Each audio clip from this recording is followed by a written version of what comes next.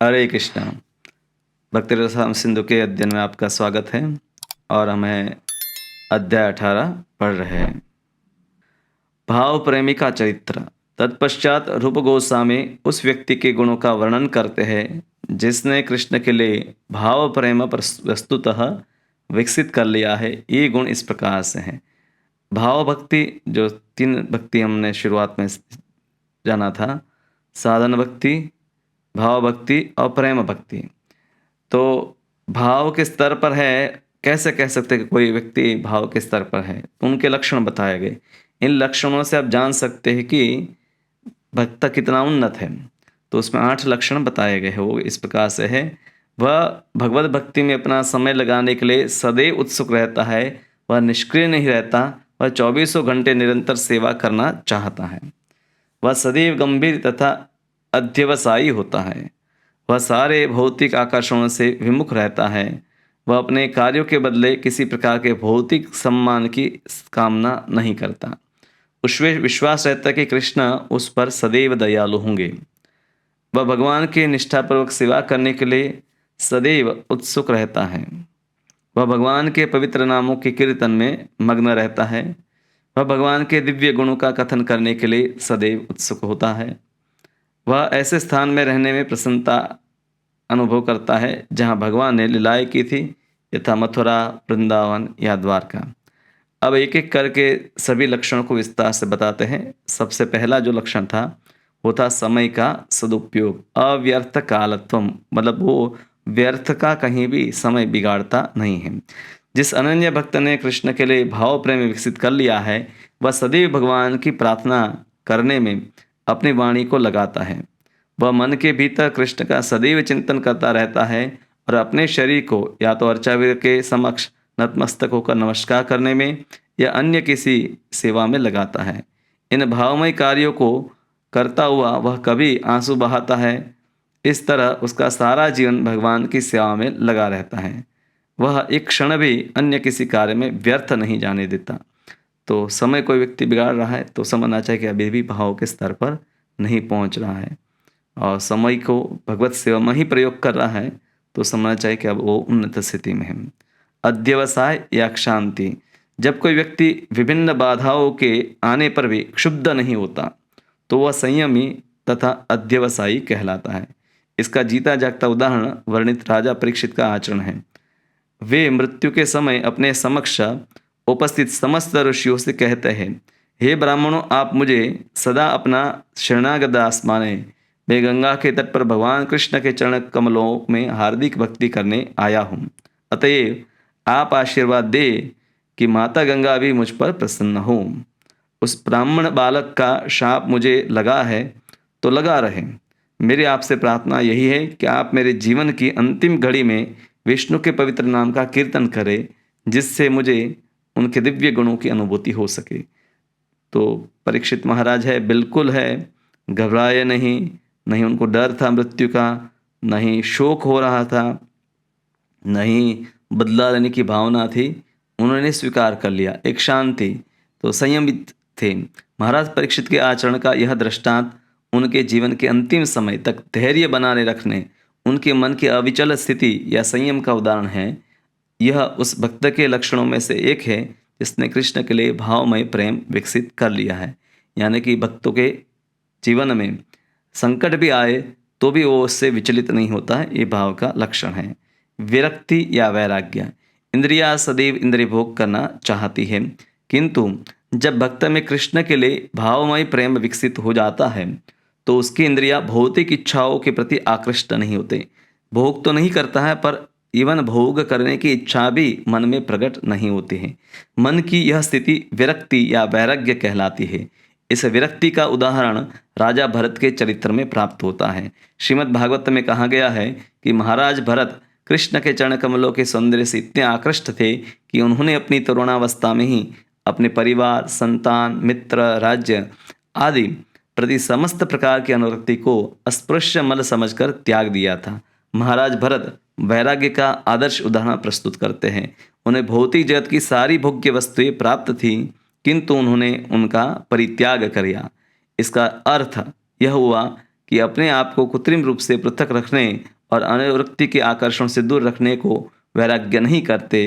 यदि ऐसे आकर्षण के रहते हुए कोई व्यक्ति भौतिक अनुवृत्ति से अनाकृष्ट रहता है तो उसके विरक्ति कहते हैं।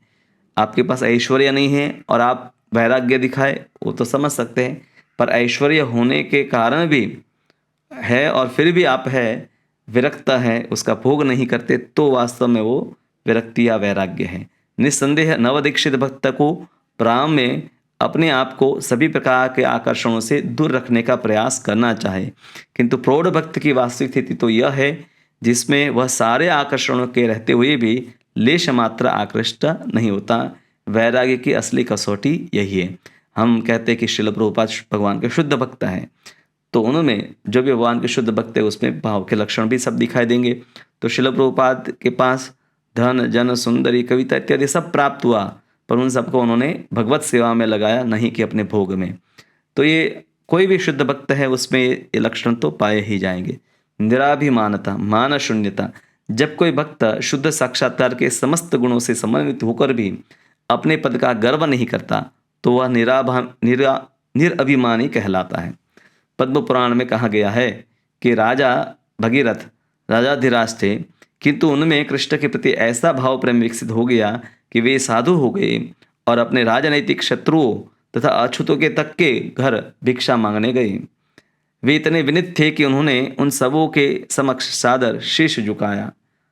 भारत के इतिहास में ऐसे अनेक उदाहरण प्राप्त होते हैं, यहाँ तक कि लगभग 200 या इससे कम वर्ष पूर्व कलकत्ता के एक बड़े जमींदार लाल बाबू वैष्णव होकर वृंदावन में रहने लगे।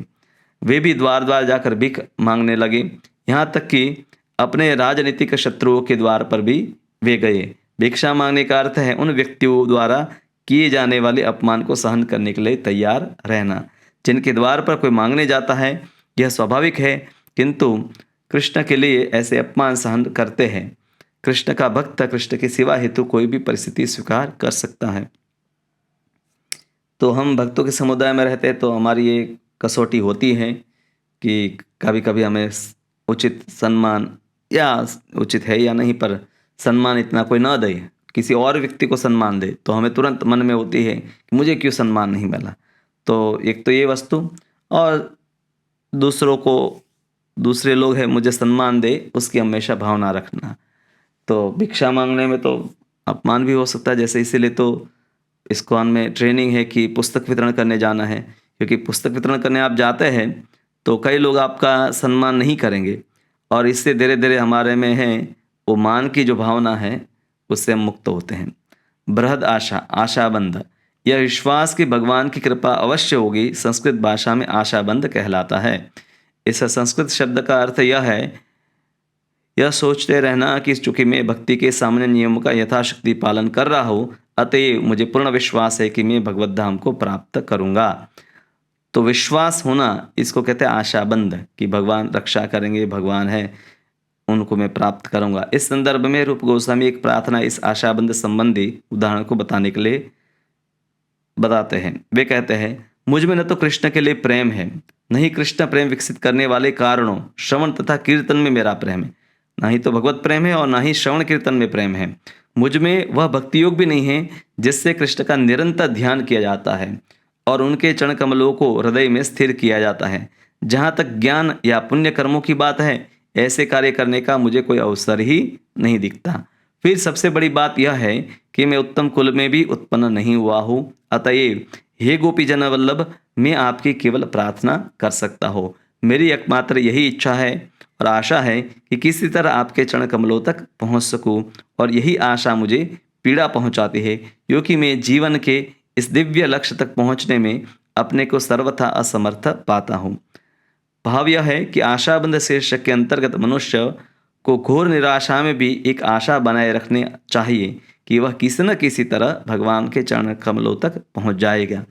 तो ये आशा होना, कई बार है व्यक्ति आशा छोड़ देता है, तो भक्ति छूटना, पर आशा जब छूट जाती है तो सब कुछ छूट जाता है। तो इसीलिए व्यक्ति को है, चाहे थोड़ी भक्ति कर रहा है अधिक भक्ति कर रहा है, उसको हमेशा भगवान की कृपा के लिए आशावान होना चाहिए और उत्कंठा उसकी होनी चाहिए कि भगवान की कृपा उसको प्राप्त हो। वांछित सफलता की प्राप्ति हेतु उत्सुकता, समुत्कंठा। जब कोई व्यक्ति भक्ति में सफलता प्राप्त करने के लिए अत्यधिक उत्सुक रहता है तो वह उत्सुकता समुत्कंठा कहलाती है। इसका अर्थ है पूर्ण उत्सुकता। वस्तुतः यह उत्सुकता कृष्ण भावनामृत में सफलता प्राप्त करने का मूल्य है। हर वस्तु का कुछ मूल्य होता है। उस वस्तु को प्राप्त करने का या अधिकार में लेने के लिए मूल्य चुकाना पड़ता है। वैदिक साहित्य में उल्लेख मिलता है कि कृष्ण भावनामृत जैसी अमूल्य वस्तु को खरीदने में सफल होने के लिए तीव्र उत्सुकता विकसित करनी होती है। इस तीव्र उत्सुकता का अत्यंत सुंदर उदाहरण बिल्वमंगल ठाकुर अपनी पुस्तक कृष्ण करणामृत में करते हुए कहते हैं, मैं वृंदावन के उस बालक का दर्शन पाने के लिए उत्सुकतापूर्वक प्रतीक्षा कर रहा हूँ जिसका शारीरिक सौंदर्य सारे विश्व को मोहित करने वाला है, जिसके नेत्र श्याम बहुओं से बद्ध और कमल दल की भांति फैले हुए रहते हैं और जो निरंतर अपने भक्तों पर उत्सुकतापूर्वक दृष्टिपात करते रहते हैं, अतएव इधर उधर हिलते डुलते रहते हैं। उनके नेत्र सदैव गीले, उनके होठ ताम्र जैसे रंग वाले हो रहते हैं और इन होठों से एक ध्वनि निकलती है जो मनुष्य को मदांध हाथी से भी अधिक उन्मत्त बना देती है। मैं इसका दर्शन वृंदावन में उत्सुकता से करना चाहता हूँ। तो भक्त, उन्नत भक्त हमेशा भक्ति में उत्साही रहता है, उत्कंठा उसको रहती है। कितनी भी निराशा आए वो हार नहीं मानता है, वो हमेशा तत्पर रहता है। भगवान के पवित्र नाम कीर्तन में अनुरक्ति। उसी कृष्ण करणामृत पुस्तक में राधा रानी के नाम कीर्तन से संबंधित एक अन्य कथा मिलती है। राधा रानी की एक सखी कहती है, हे गोविंद, जब राजा वृषभानु की पुत्री अश्रुपात कर रही है और वह आपके पवित्र नाम कृष्ण कृष्ण का उत्सुकता से उच्चारण कर रही है, तो यहाँ पर है भगवान के पवित्र नाम में जो है श्रीमती राधा रानी भी उत्साही है, वो भी भगवान का नाम लेती है। तो हमें तो लेना ही चाहिए, तो उसमें व्यक्ति को उत्कंठा होनी चाहिए, उसकी उत्सुकता होनी चाहिए, उसका उत्साह होना चाहिए। भगवान के दिव्य गुणों का वर्णन करने की उत्सुकता, नाम और फिर गुण। कृष्ण करणामृत में भगवान की महिमा के कीर्तन की अनुरक्ति का भी उदाहरण हुआ है। मैं उस कृष्ण के लिए क्या करूं जो समस्त आनंद की धाराओं से अधिक आनंदप्रद है और जो संचल बालकों से भी अधिक नटखट है। कृष्ण के सुंदर कार्यकलापों के विचार से मेरा मन आकृष्ट हुआ जा रहा है और मेरी समझ में नहीं आ रहा कि मैं क्या करूं।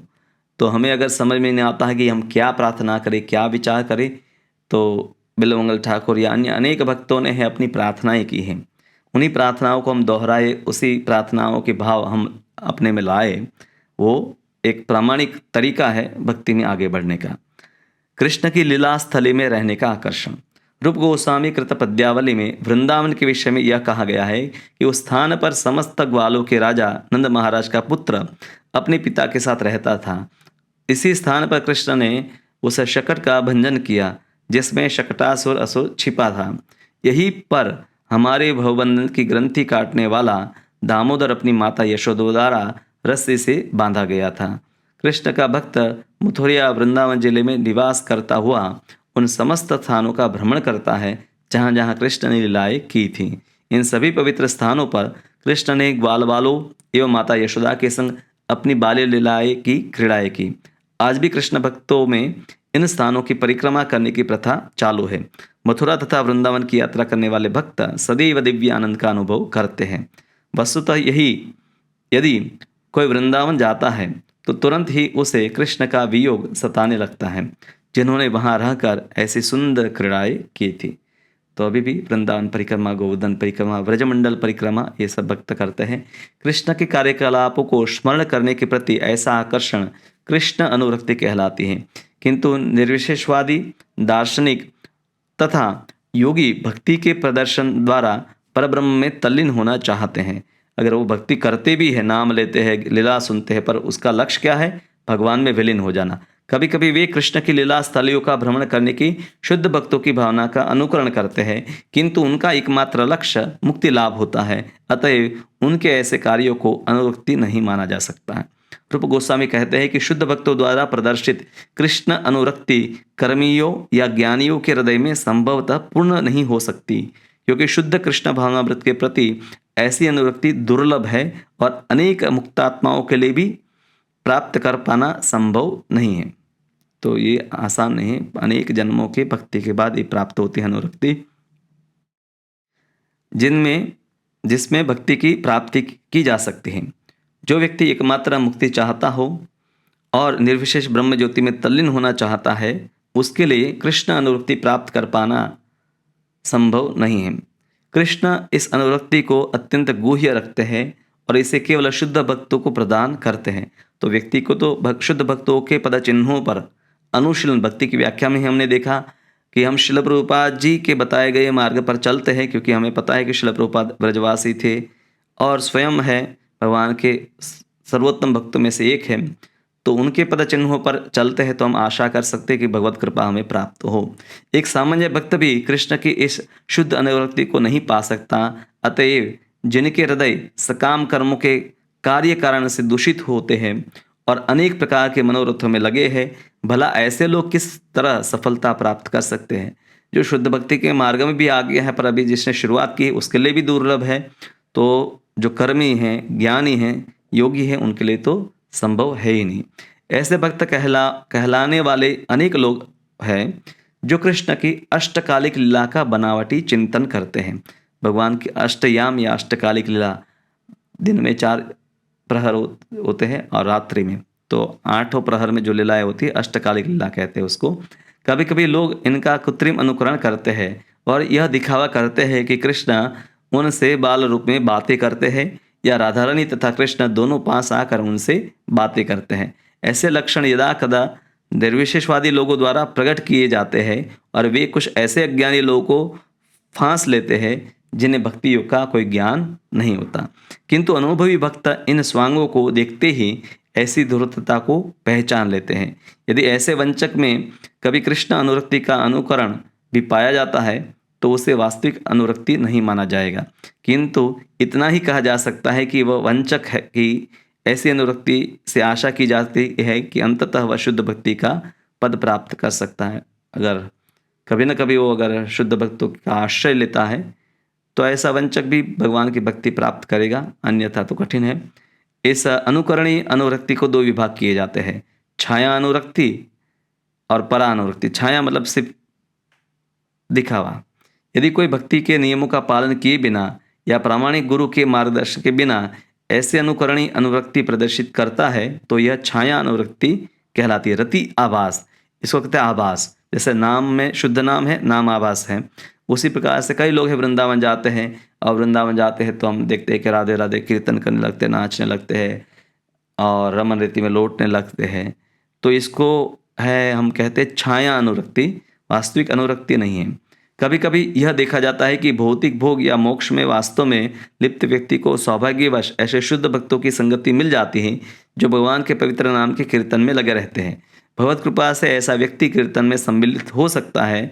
उस स्थिति में ऐसे शुद्ध भक्तों की संगति मात्र से उनके हृदयों की चंद्र रश्मियों की छाया उस व्यक्ति पर पड़ती है और उनके संगति के प्रभाव से वह जिज्ञासावश उसी तरह की अनुरक्ति प्रदर्शित कर सकता है, किंतु एक क्षणिक होती है। और यदि ऐसी छाया अनुरक्ति के प्रकट होने से किसी के समस्त भौतिक क्लेश दूर हो जाते हैं तो यह परा अनुरक्ति कहलाती है। तो अगर भगवान के अनेक भक्त कीर्तन कर रहे हैं तो उसमें हो सकता है कई बार हम देखते हैं कि कोई शराब पीकर व्यक्ति भी आया है, वो नाचने लगता है, कभी रोने भी लगता है, तो हमें क्या लगता है कि ये भी भाव की अवस्था में पहुंच गया है। यह भी छाया अनुरक्ति है, क्षणिक रहती है, लंबे समय नहीं रहती है। पर ऐसा भक्त अगर भक्ति नियमित रूप से करता है, भौतिक कलमश से मुक्त हो जाता है, फिर उसकी जो अनुरक्ति होती है वो परा अनुरक्ति होती है। ऐसी छाया या परा अनुरक्ति तभी विकसित होती है जब मनुष्य किसी शुद्ध व्यक्ति की संगति में रहता है या मथुरा या वृंदावन जैसे पवित्र स्थानों में जाता है। यदि किसी साधारण व्यक्ति में कृष्ण के प्रति ऐसी अनुरक्ति विकसित हो जाती है और सौभाग्यवश वह शुद्ध भक्तों की संगति में भक्ति कर्म करने लगता है तो उसे भी शुद्ध भक्ति पद प्राप्त हो जाता है। निष्कर्ष यह निकलता है कि यदि ऐसी अनुरक्ति किसी सामान्य व्यक्ति में भी दिखे तो वह शुद्ध भक्तों की संगति में रहकर सिद्धावस्था को प्राप्त हो सकता है, किंतु कृष्ण के प्रति ऐसी अनुरक्ति तब तक नहीं आ पाती जब तक शुद्ध भक्तों की संगति का समुचित प्रसाद उसे प्राप्त न हो। तो भार यही है कि भाव भक्ति और प्रेम भक्ति में प्रवेश है, उसमें भगवत कृपा, भगवान के भक्तों की कृपा और भगवान की कृपा और भगवान की कृपा भक्तों के माध्यम से ही प्रकट होती है। तो ये अनिवार्य है, इसका कोई विकल्प नहीं है। और इसलिए हमें उच्चतम जो भक्त हैं उनका संग करना चाहिए, उनसे सुनना चाहिए, उनकी सेवा करनी चाहिए और श्रील प्रभुपाद जी के ग्रंथों को भी अच्छी तरह से पढ़ना चाहे। जिस तरह शुद्ध भक्तों की संगति से अनुरक्ति विकसित होती है, उसी तरह शुद्ध भक्तों के चरण कमलों पर किए गए अपराधों से वह घट जाती है। अधिक स्पष्टता करना चाहे तो कह सकते हैं कि शुद्ध भक्तों की संगति से कृष्ण के प्रति अनुरक्ति जागृत की जा सकती है, किंतु यदि कोई भक्त के चरण कमलों पर अपराध करता है तो उसकी छाया अनुरक्ति या परानुरक्ति क्षीण हो जाती है। यह क्षीण होना पूर्ण चंद्रमा की कलाओं के घटने के समान है। चंद्रमा क्रमशः घटता है और अंत में अंधकार छा जाता है। अतएव शुद्ध भक्तों की संगति करते समय अत्यंत सतर्क रहना चाहिए, उनके चरण कमलों पर किसी तरह का अपराध न हो। तो अपराध से है व्यक्ति है उसकी दुर्गति भी होगी। तो यहाँ पर हमें ये बात समझना चाहिए कि अपराध जो है वो व्यक्ति को कम कर देता है और सेवा जो है उससे भक्ति में उन्नति होती है। यह दिव्य अनुरक्ति चाहे छाया अनुरक्ति हो या परानुरक्ति, शुद्ध भक्तों के चरण कमलों में पर विभिन्न मात्रा में किए गए अपराधों से निरस्त हो जाते हैं। यदि अपराध अत्यंत गंभीर होता है तो यह अनुरक्ति एक तरह से शून्य हो जाती है, किंतु यदि अपराध अधिक गंभीर नहीं है तो अनुरक्ति द्वितीय या तृतीय कोटि की मानी जाती है। तो अपराध कैसा है? जैसे किसी भक्त को आपने सिर्फ बोल दिया कि मैंने आपके लिए प्रसाद रखा है, ऐसे ही कहने के लिए, और आपने रखा नहीं, तो झूठ बोलना सामान्य था, तो वो एक अपराध हो गया। पर किसी भक्त को जैसे मारना पीटना, तो ये तो बहुत बड़ा अपराध है, तो उसमें भक्ति व्यक्ति की रुक जाएगी। यदि कोई व्यक्ति मोक्ष के नियमों में या ब्रह्म ज्योति में तल्लीन होने में लिप्त रहता है तो उसके भाव क्रमशः छाया तथा परा अनुरक्ति में परिणित हो जाते हैं, अन्यथा वे अहम ग्रहोपासना का रूप धारण कर लेते हैं। अहम ग्रहोपासना क्या है? उस जीव की ओर संकेत करती है जो अपने आप को परमेश्वर या परब्रह्म मानने लगता है और आध्यात्मिक अनुभूति प्रारंभ करता है। आत्मानुभूति की यह अवस्था अद्वैतवादी कहलाती है। अद्वैतवादी अपने को परब्रह्म से एकाकार मानता है। इस तरह उसके अनुसार अपने को ब्रह्म से पृथक न मानने के कारण अपनी पूजा करने से परम पूर्ण की पूजा हो जाती है। तो इनको तो आपको परानुरक्ति प्राप्त नहीं होगी। कभी कभी यह देखा जाता है कि नवदीक्षित भक्त बड़े उत्साह से कीर्तन तथा नृत्य में भाग लेता है, किंतु उसके मन में यह भावना रहती है कि वह परम पूर्ण से एकाकार हो गया है। अद्वैतवाद की यही धारणा है कि शुद्ध दिव्य भक्ति से पूर्णतया भिन्न है, किंतु यदि यह पाया जाए कि नियमों का पालन किए बिना ही कोई व्यक्ति उच्च स्तरीय भक्ति को प्राप्त कर चुका है तो यह समझना चाहे कि उसने पूर्व जन्म में यह पद भक्ति का यह पद प्राप्त किया था। जैसे हम देखते हैं नरसिंह मेहता या तुकाराम जी, तो प्रत्यक्ष हम देखते नहीं कि उन्होंने कोई विशेष रूप से लंबे समय दीक्षा गुरु का आश्रय लेकर भक्ति की, तो समझना चाहिए कि पूर्व जन्म में उन्होंने वो सब कर लिया था। कुछ भक्ति जो बाकी थी वो इस जन्म में पूरी कर रहे हैं। किसी न किसी कारण से क्षणिक रूप से इसमें व्यवधान आ गया था, जो संभवतया किसी भक्त के चरण कमलों पर किया गया अपराध, और अब तक दूसरा अवसर मिलने पर यह भक्ति फिर विकसित होने लगी। जैसे जड़ भरत की बात हम देखते हैं, तो तीसरे जन्म में उनको भगवान की प्राप्ति हो गई। निष्कर्ष यह निकलता है कि भक्ति में निरंतर प्रगति शुद्ध भक्तों की संगति से प्राप्त की जा सकती है। यदि कोई अपने भक्ति पद पर क्रमशः प्रगति कर सकता है तो इसे कृष्ण की अहेतु की कृपा समझना चाहिए। यदि कोई व्यक्ति भौतिक भोग से पूर्णतया विरक्त रहता है और उसने शुद्ध भक्ति भाव विकसित कर लिया है, और यदि कभी वह आदर्श भक्ति का पालन न करता हुआ प्रतीत हो तो उससे द्वेष नहीं करना चाहिए। भगवद गीता में भी इसकी पुष्टि की गई है। जिस भक्त में भगवान के प्रति अविचल श्रद्धा एवं भक्ति है और यदि वह कभी कभी शुद्ध भक्ति के लक्षणों से विपथ होता दिखाई पड़े तो भी उसकी गिनती शुद्ध भक्तों में की जानी चाहिए। भक्ति भगवान कृष्ण तथा गुरु में अविचल श्रद्धा होने से मनुष्य में भक्ति के कार्यों में अधिक विकास होता है। बिल्वमंगल ठाकुर भगवान की भक्ति का मार्ग अपना लिए, बाद में वापस एक बार स्त्री से आसक्त हो गए। हालांकि उसके बाद उन्होंने अपने आंखें फोड़ दी। तो हमें समझना चाहिए कि कभी कोई भक्त है ऐसा विपथ दिखाई दे पर वो निष्ठावान है भगवान में, तो वो शुद्ध भक्त ही गिना जाता है। नरसिंह पुराण में कहा गया है, यदि कोई मनुष्य मनसा वाचा कर्मणा भगवान की सेवा करता है, किंतु यदि वह बाह्य रूप से किसी गर्हित कार्य में संलग्न रहता है तो यह गर्हित कार्य उसकी दृढ़ भक्ति के प्रभाव से जल्दी ही नष्ट हो जाएगा। यहाँ पर दृष्टांत दिया गया है, पूर्ण चंद्रमा में भी कलंक देखा जाता है, फिर भी पूर्ण चंद्रमा द्वारा बिखरी गई चांदनी को रोका नहीं जा सकता है। इसी प्रकार प्रचुर भक्ति के बीच रंच मात्र दोष को दोष नहीं गिना जाता। कृष्ण के प्रति अनुरक्ति दिव्य आनंद है। असीम दिव्य आनंद के मध्य किसी भौतिक त्रुटि का एक धब्बा कोई महत्व नहीं रखता। चंद्रमा की अभी भी प्रशंसा होती है। जैसे हम देखते हैं कि ध्रुव महाराज जो है उनको भगवान के दर्शन प्राप्त हुए। बाद में हम देखते हैं कि उनके भाई को एक यक्ष ने मार दिया था, तो उसका बदला लेने के लिए वो यक्षों के ऊपर आक्रमण करते, लाखों लाखों यक्षों को मार देते हैं। तो बाद में जो है स्वयं मनु महाराज और ब्रह्मा जी आकर उनको रोकते हैं कि उचित नहीं है। और हम देखते हैं कि ऐसा ये गर्हित कार्य कह सकते हैं, पर वो भगवान की भक्ति में निष्ठावान थे, तो उनके ऐसे कार्यों को उनकी निंदा नहीं की जाती है। तो मुख्य है शुद्ध भक्तों का संग, उसी से हमें भाव का स्तर प्राप्त हो सकता है उनकी कृपा से। और साथ में अपराध होने से व्यक्ति को बचना पड़ेगा। उनके प्रति अगर अपराध होता है तो भक्ति रुक जाएगी। किस प्रकार का अपराध है उसके अनुसार है कि कितने समय के लिए भक्ति रुकेगी, थोड़े समय के लिए कि लंबे समय के लिए। और अगर कोई शुद्ध भक्ति के मार्ग में है, कभी कुछ दोष उसमें है भी, तो भी उसके कारण उसकी ईर्ष्या नहीं की जा सकती है, क्योंकि शुद्ध भक्ति के प्रभाव से वो जिस मार्ग पर है उसके कारण उसका शुद्धिकरण हो जाएगा। हरे कृष्ण।